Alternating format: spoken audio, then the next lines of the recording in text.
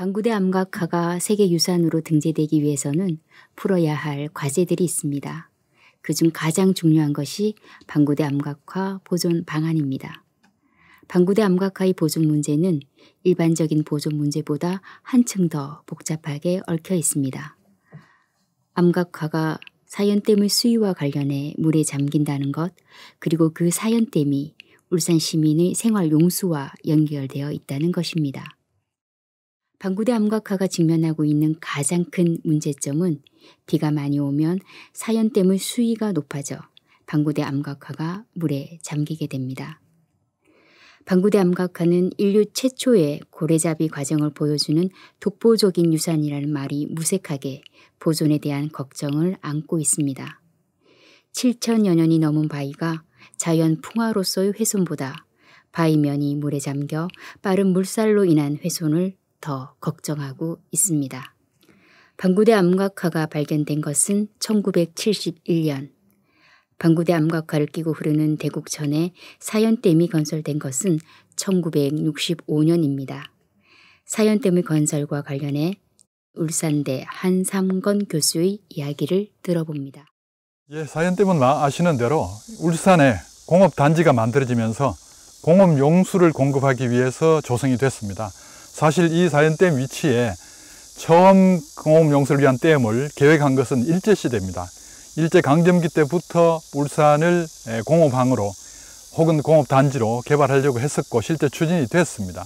그리고 그때 만들어졌던 조사보고서를 바탕으로 해가지고 1962년에 당시 군사정부가 울산을 공업센터로 선정하면서 이 장소도 자연스럽게 공업용수를 공급하기 위한 그런 댐 후보지로 올랐고 실제로 건설이 됐습니다. 사연댐에는 여수로라는 구조물이 있습니다. 이와 관련해 한삼건 교수의 설명을 들어봅니다. 1960년대에 만들어진 우리나라의 댐, 그 중에도 울산에 지어진 서남댐, 사연댐, 대암댐 등은 전부 공업용수 전용 댐이었고요. 또 당시에 축조된 댐은 언제, 즉 제방뚝은 전부 토석으로 흙과 돌로 만들었고요.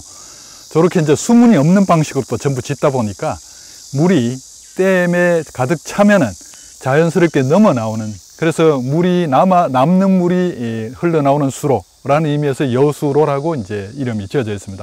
저 여수로 높이가 해발 60m거든요. 그래서 60m까지 물이 차오르면 자연스럽게 물이 넘어서 지금 우리가 서 있는 이 하천바닥으로 흘러나오게 되어 있습니다. 암각화가 물에 잠기는 문제를 해결하기 위해 20년 가까이 다양한 방법들이 시도되었습니다. 암각화 앞에 가변형 임시 물막이 설치 방안, 대곡천 물길을 변경하는 방안, 생태 제방 설치 방안 등이 논의되었으나 정부기관과 지자체의 이견으로 무산되곤 했습니다.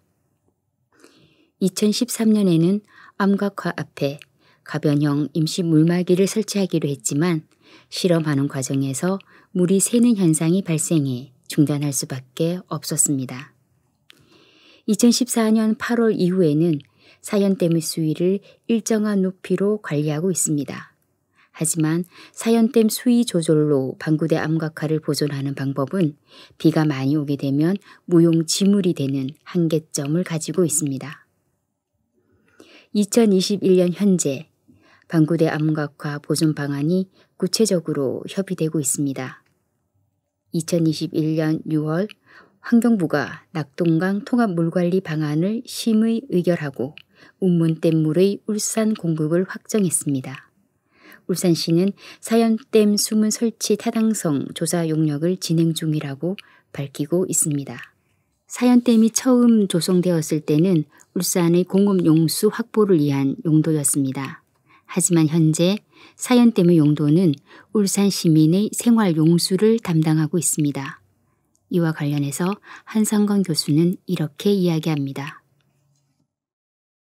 당초 조성 초기에는 공업용수 전용 댐이었는데 1990년대, 94년이 되겠죠. 그때 낙동강 개통 공업용수 2단계 조성 사업이 이제 시행이 됩니다. 그리고 그 결과 지금은 모든 울산공단의 공업용수는 낙동강에서 도수해와서 온산에서 바로 각 공장으로 공급합니다. 따라서 이제 그 이후에 사연댐은 생활용수 전용댐으로 성격이 크게 바뀌었습니다. 그래서 지금은 사연댐에서 취수한 물을 천상 정수장으로 보내가지고 우리 수돗물의 원수로 그렇게 쓰고 있습니다. 사연댐이 울산 시민의 생활 용수와 관련이 있기에 방구대 암각화 보존과 상충되면서 문제 해결을 위한 실마리를 찾기가 쉽지 않습니다. 사연댐의 물이 울산 시민의 생활 용수를 어느 정도 담당하고 있는지에 대해 한상건 교수의 이야기를 계속 들어봅니다. 이 사연댐의 역할이 제가 판단할 때는 기존의 사연댐이 가지고 있던 양의 절반 이하로 줄었고, 또 수문이 설치되어 있는 그런 댐이 아니기 때문에 수위 조절도 할 수 없고, 그렇게 본다면은 저는 굉장히 역할이 미미하다는 게 하나 있고요. 자, 과연 사연댐의 이 물이 맑은 물인가 하는 문제도 사실 짚어볼 필요가 있고요. 또 사연댐의 물은 깨끗한데 낙동강 원수는 또 우리가 먹을 수 없는 물인가 하는 이런 문제도 또 같이 생각을 해봐야 됩니다. 그런데 사연댐은 사실 상류에 보시면 울산 최대의 축산단지가 있습니다. 다계리, 은양에, 그 다음에 두동, 두서의 많은 축산단지에서 저 축산 폐수들은 평소에는 관리되는지 모르겠으나 만약에 홍수가 지면은 분명히 같이 섞여서 내려오게 되고요. 그 섞여서 내려오는 물은 전부 대곡댐, 사연댐으로 들어갈 수밖에 없습니다. 뭐 이런 문제, 또 갈수기, 즉 가뭄이 들었을 때는 어차피 또 오염도가 올라가게 돼 있습니다. 증발하기 때문에. 그런 문제들을 생각해 보면 과연 낙동강보다 훨씬 더 깨끗한 맑은 물인가 하는 문제, 이 부분도 우리가 사실 과학적으로 정확하게 그 자료를 열어둬야 된다, 이렇게 저는 생각을 합니다. 방구대 암각화가 있는 대곡천에는 사연댐 외에 대곡댐도 있습니다. 대곡댐에 대해 한삼건 교수는 다음과 같이 말합니다. 대곡댐은 2005년에 준공이 됐습니다.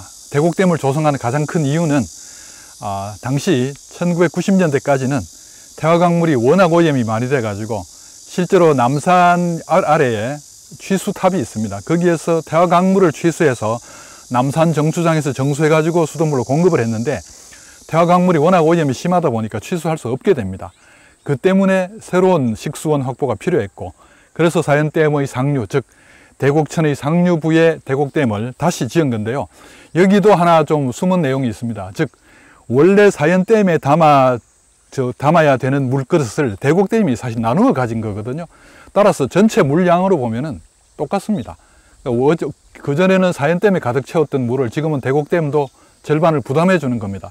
뭐 이 점도 생각해 보면 수위 조절을 할 수 없기 때문에 여수로로 넘쳐 흐르던 물을 대곡댐에서 좀 더 잡아 놓을 수 있게 되었다, 뭐 이렇게 볼 수도 있고요. 또 반대로 유형 면적은 똑같으니까 절반의 유형 면적, 원래 사연댐이 가지고 있던 절반의 유형 면적을 대곡댐이 예를 들어 담당을 하게 됐거든요. 그러면 사연댐의 기능의 역할이 절반으로 줄었다는 얘기가 됩니다. 따라서 그렇게 보면 사연댐 물, 사연댐에서 공급하는 그 원소의 양도 기존에 1990년대 이전의 양에 비하면 이론상 감각적으로 봤을 때 절반으로 줄었다. 그 역할이 지금 절반 이하로 줄었다. 이것도 우리가 좀 기억할 필요가 있습니다. 2021년 울산시는 방구대 암각화 세계유산 등재와 관련해 암각화의 보존 방안으로 사연댐에 수문을 설치하고 운문댐의 물을 사용하는 것으로 관련 지자체들과 협의를 마쳤습니다. 이 점에 대해 한삼건 교수는 이렇게 이야기합니다. 가시적인 성과처럼 보여서 반갑기는 한데요.